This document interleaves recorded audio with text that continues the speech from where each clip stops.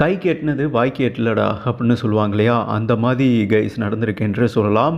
டெல்லி விஷயத்தில் அதாவது டெல்லியை மூட்டாளாக்கிட்டு வெளியே வந்திருக்காரு நம்ம ஃபாப் டு பிளஸி. இது ஒவ்வொரு சிஎஸ்கே ஃபேன்ஸ் அனைவருக்கும் ஒரு மிகப்பெரிய குட் நியூஸ் என்றே சொல்லாங்க, ஹாப்பினஸ் நியூஸ் என்றே சொல்லலாம்.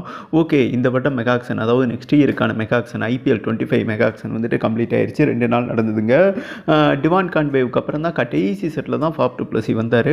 ஃபாப் டு பிளஸி 2 கோடி தான், எவனுமே அதுக்கப்புறம் கேட்கலங்க. டிசி டீம் வந்துட்டு நல்லதாக போச்சுடான்னு பிக் பண்ணிட்டாங்க. ஓகேவா, பட் டிவான் கான்வேவா 6.5 கோடிக்கு எடுத்திருந்தாங்க.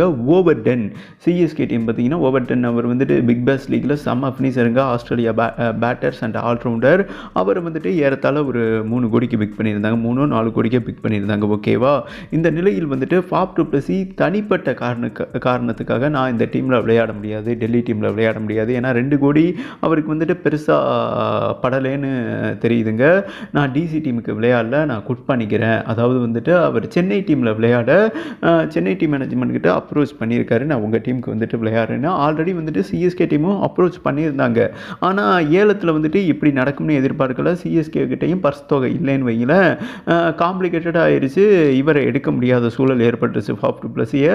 வேறு டீமும் வந்துட்டு 2 கோடிக்கு மேலே அவரை கேட்கல. ஓகேவா, இந்த நிலையில் ஃபாப் டு பிளஸி என்ன சொல்லியிருக்காருன்னா, தோனிக்கு வந்துட்டு இது கடைசி சீசன், அவர் பக்கத்தில் வந்துட்டு நான் இருக்கணும் அப்படின்னு சொல்லிட்டு டெல்லி கிட்ட வாதாடி இருக்காரு. நான் இந்த டீமில் விளையாட முடியாது, நான் குட் பண்ணிக்கிறேன், தனிப்பட்ட காரணத்துக்காக நான் குட் பண்ணிக்கிறேன்னு சொல்லியிருக்காரு.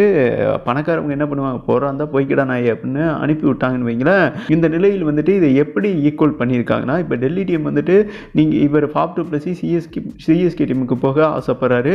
அப்போ சிஎஸ்கே டீமில் நாங்கள் கேட்குற ஒரு பிளேயரை கொடுங்கன்னு கேட்டிருக்காங்க. 2 பிளேயர் ஆப்ஷன் வச்சுருந்தாங்க. ஒன்று டிவான் கான்வே, இன்னொன்று பார்த்தீங்கன்னா அந்த ஓவர் டென் செம்ம ஆல்ரவுண்டருங்க. இப்போ தோனி வந்துட்டு என்ன சொல்லியிருக்காருன்னா, இந்த 2 பிளேயரில் ஒருத்தவங்கள அங்கே கொடுத்துட்டு மிட் ட்ரான்ஸ்ஃபர் மெத்தடில் ஃபாப் டு பிளஸியை மீண்டும் சென்னை டீமுக்கே என்ன சொல்கிறது விளையாட வைக்க போகிறாங்க 25 ஐபிஎல். அதாவது தோனி விடை பெறும்போது அவங்க நண்பர்கள்லாம் பக்கத்தில் இருக்கணும் அப்படின்னு தோனிக்கும் ஒரு எண்ணம் இருக்குது. அண்ட் ஃபாப் டு பிளஸி இருக்கிற வரை சிஎஸ்கே டீம் வந்துட்டு சாம்பியன் வின் பண்ணிடுவாங்க, பிளே ஆஃப்குள்ளே போயிடுவாங்க. நீங்கள் கால்குலேட் பண்ணிங்கன்னா தெரியும். இவர் இல்லாத சீசன் தான் கொஞ்சம் பிசுறு அடிச்சிருக்குங்க. பட் இந்த நிலையில் ஃபாப் டு பிளஸியை தான் தோனி பக்கத்தில் நான் இருக்கணும், எனக்கு 2 கோடி பெருசு கிடையாது, சிஎஸ்கே டீமில் விளையாண்டு இவருக்குமே ரிட்டையர்மெண்ட்டை கூட அனௌன்ஸ்மெண்ட் பண்ணுவாருங்க, அந்த தாட்டுக்கு வந்துட்டார் என்று சொல்லலாம் ஃபாப் டு பிளஸி.